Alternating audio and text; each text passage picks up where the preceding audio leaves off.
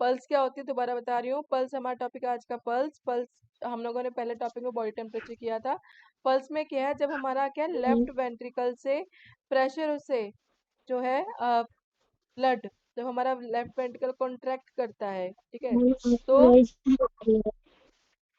हमारा जो ब्लड होता है वो पल्स पे जाता है, ठीक है, नाड़ियों में जाता है, जितने प्रेशर से जाएगा उसको हम बोलते हैं पल्स।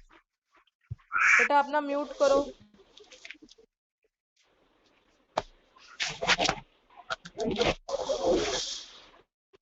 उस दिन मैंने बताया था साइट्स ऑफ मॉनिटरिंग पल्स कहाँ कहाँ होती है। पहले है टेम्पोरल, जैसे आप यहाँ पर देख सकते हैं, ठीक है, साइड ऑफ द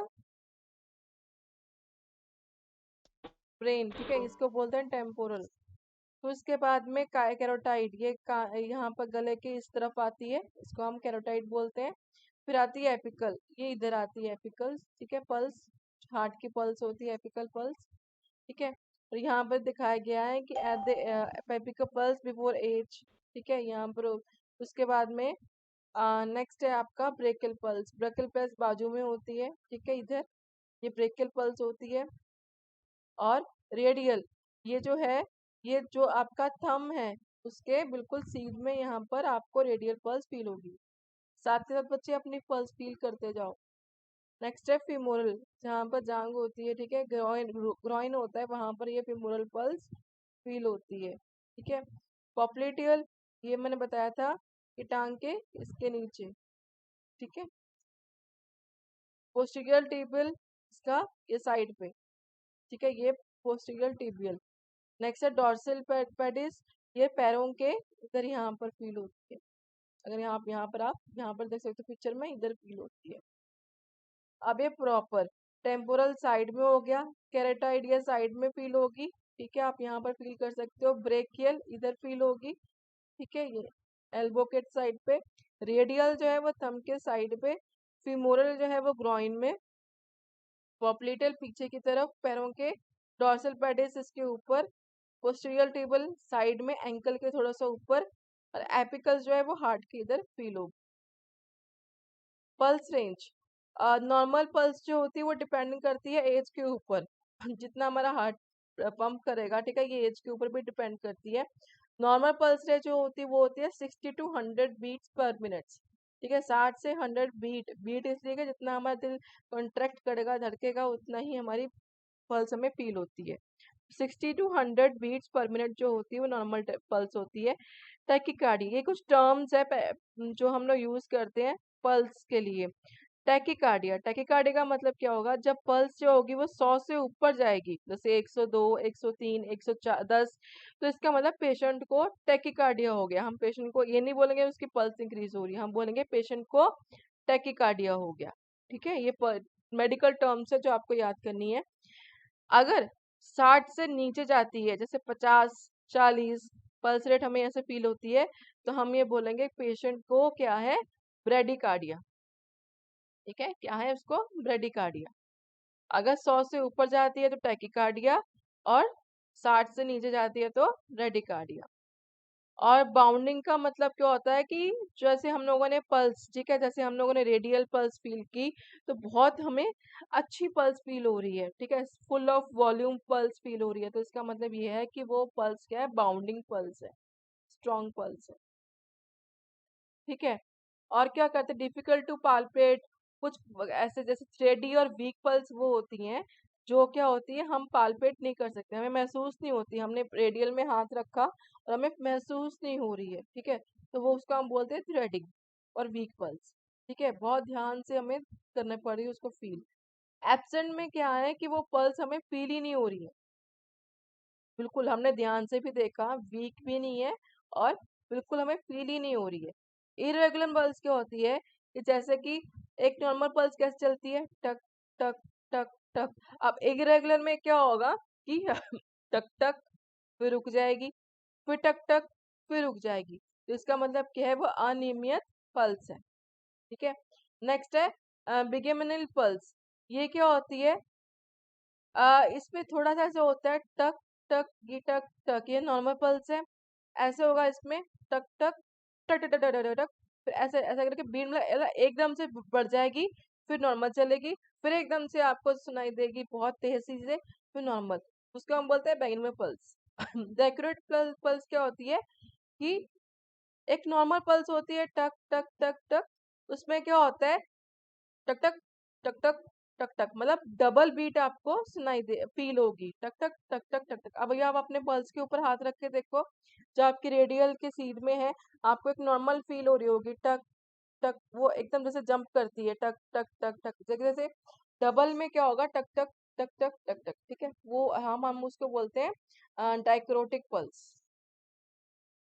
अब आ जाओ रेस्पिरेशन, ये हमारा पल्स था। अब रेस्पिरेशन, रेस्पिरेशन क्या है, रेस्पिरेशन क्या होती है, जब हम लोग कार्बन डाइऑक्साइड छोड़ते हैं और ऑक्सीजन लेते हैं। ये सबको पता होगा कि जब हम ऑक्सीजन हम लोग अंदर लेते हैं और कार्बन डाइऑक्साइड छोड़ते हैं, उस प्रोसेस को हम लोग बोलते हैं, जो हमारा लंग्स उसमें करता है रोल प्ले, उसको हम लोग बोलते हैं रेस्पिरेशन। मतलब सांस अंदर लेना, ऑक्सीजन अंदर लेनी और कार्बन डाइऑक्साइड बाहर निकालना, ठीक है। ये सारा प्रोसेस कहाँ होता है, लंग्स के अंदर, ठीक है। और इसका एक्ट का दो प्रोसेस में होता है, बाहरी श्वास और इंटरनल रेस्पिरेशन, मतलब एक्सटर्नल रेस्पिरेशन और इंटरनल रेस्पिरेशन। इंस्पिरेशन क्या होता है, जैसे कि हमने ऑक्सीजन लिया, ठीक है, वो एल्वुलाई में जाके एक्सचेंज होता है। यहाँ पर लंग्स में आपने पढ़ा होगा, ठीक है, नॉट में पढ़ रहे हो, लंग्स में जाके क्या ऑक्सीजन जाके सॉरी कार्बन डाइऑक्साइड ली, तो वो जाकर ऑक्सीजन ली, वो जाके प्रॉपरली वहां पर ऑक्सीजन बनती है। तो उसके बाद में क्या होता है, एक्सपिरेशन, मतलब कार्बन डाइऑक्साइड हमारी बॉडी से बाहर निकलती है, ठीक है। तो ये इंस्पिरेशन होगी और ये क्या होगी, एक्सपिरेशन, ठीक है। फैक्टर्स ऑफ रेस्पिरेशन, इसमें भी हम हमारी कुछ टर्म्स है जो हम लोग यूज करते हैं रेस्पिरेशन के लिए। रेस्पिरेशन क्या होती है, रेस्पिरेशन का ये है कि कितने, it indicates the number of time the person breathe in and out one time. एक मिनट में कितना पर्सन ऑक्सीजन ले रहा है और कितना पर्सन कार्बन डाइऑक्साइड छोड़ रहा है, उसको हम बोलते हैं रेस्पिरेशन रेट। एक मिनट के अंदर कितना पेशेंट रेस्पिरेशन ले रहा है और कितना वो रेस्पिरेशन को बाहर निकाल रहा है, उनका इंस्पिरेशन और एक्सपिरेशन जो होती है एक मिनट के अंदर, उसे हम बोलते हैं रेस्पिरेशन रेट, ठीक है। डेप्थ का मतलब क्या होता है कि चेस्ट जो हमारी है वो कितनी, जैसे हम लोग सांस लेते हैं, मोस्टली क्या होता है, आप सांस लेके देखो अभी, तो हमारी क्या होती है, चेस्ट नीचे की तरफ जाती है।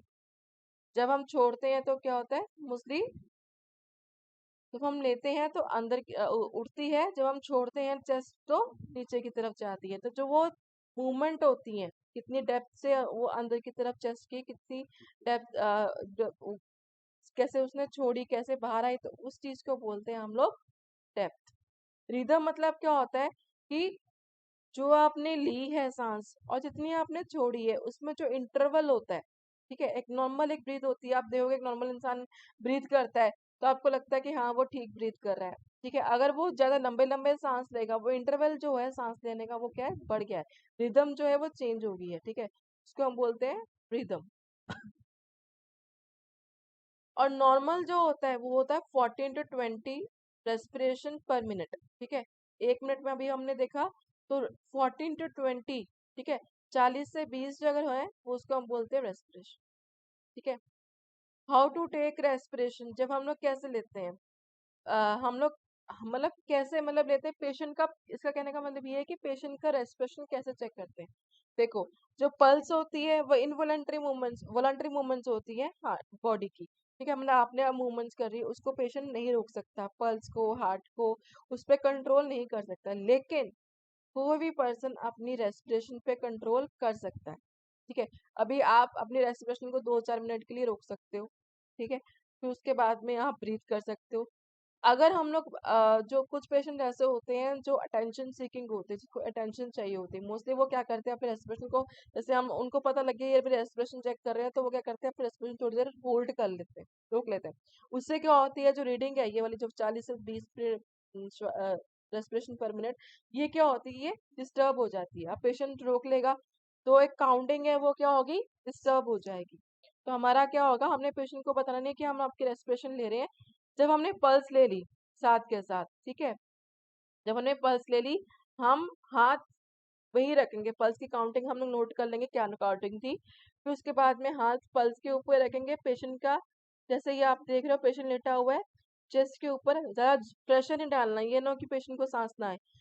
आप एक अपना हाथ रखोगे और उसके बाद है पेशेंट का जो चेस्ट जैसे बाहर आती है, ठीक है, जैसे वो ब्रीथ करेगा, ठीक है, वो 1 होगा, सेकेंड टाइम ब्रीथ करेगा 2 होगा, फिर 3 4 5 ऐसे, जैसे चेस्ट ऊपर हो आएगी तो वो हम लोग 1 काउंट करेंगे, फिर ऊपर आएगी फिर 2 काउंट करेंगे।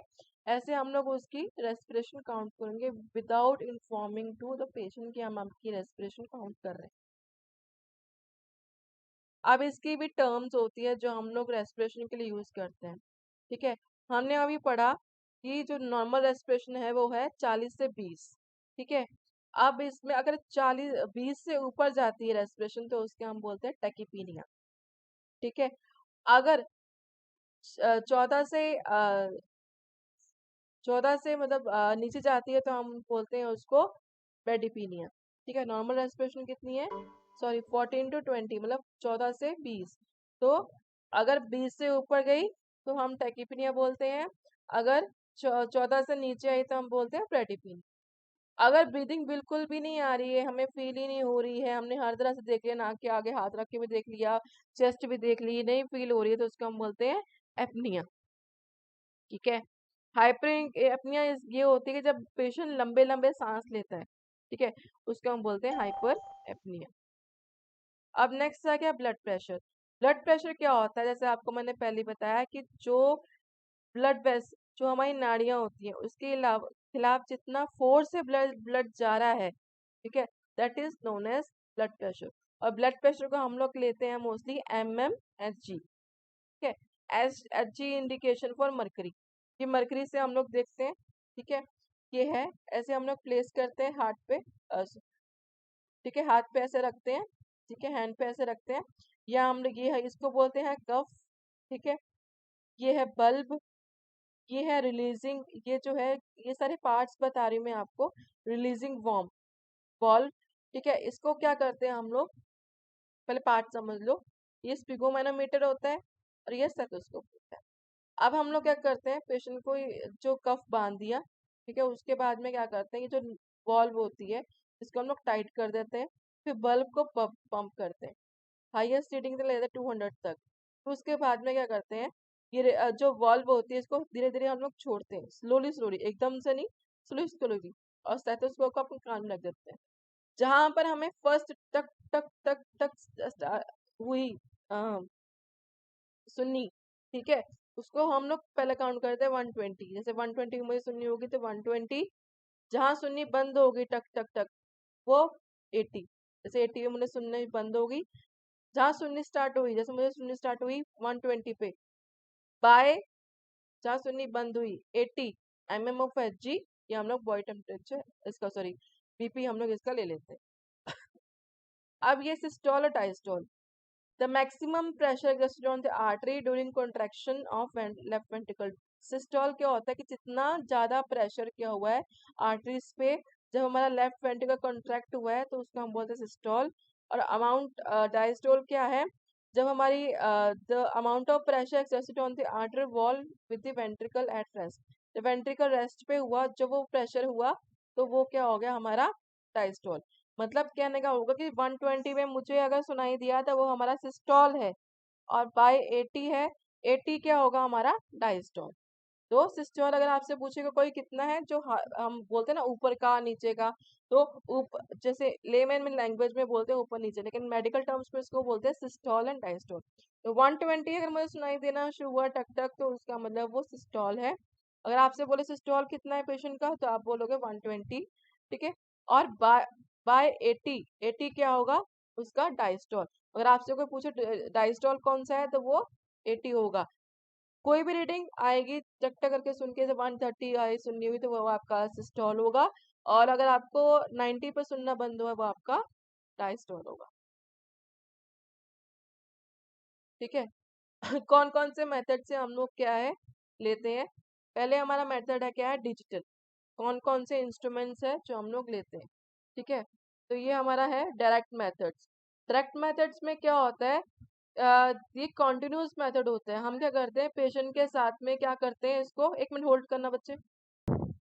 डायरेक्ट मेथड में क्या होता है, कंटिन्यूस हम लोग लगा के रखते हैं, ये इसमें बीपी ये आपका सैचुरेशन, ठीक है, oxygen level in the blood, और ये क्या है आपका पल्स रेट, ठीक है, ये प्रॉपरली इसमें आता रहता है, कंटिन्यूस ये अपने आप फ्लो करता है।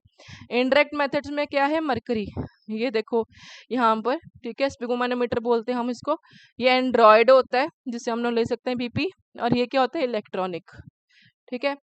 और नॉर्मल बीपी प्रेशर जो होता है वो वेरी करता है, ठीक है।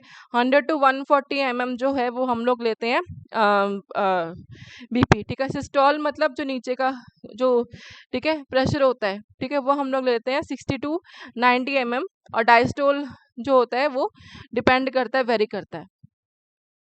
तो ये था आज आपका बीपी, ठीक है।